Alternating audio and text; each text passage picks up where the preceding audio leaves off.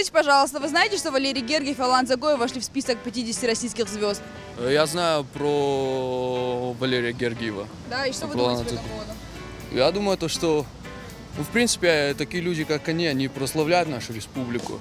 И я думаю, это пример для нас всех. Мы должны стремиться к чему-то высокому. Все-таки осетины, мы великая нация. Положительно, что прославляют Осетию.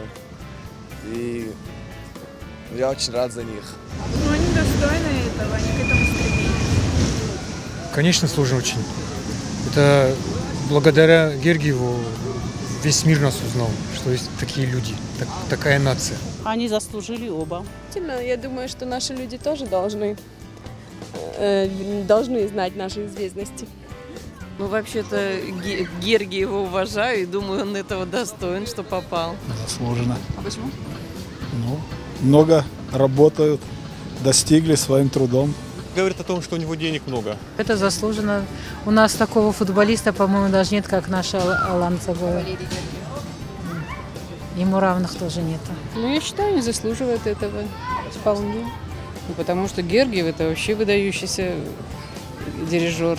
Ну, и Алан Дзагоев, он себя очень хорошо проявил последний какой-то из игр. Я не очень спортом увлекаюсь, но тем не менее я в курсе. Если я в курсе, значит, это действительно стоит того, понимаете? Очень приятно. Заслужили?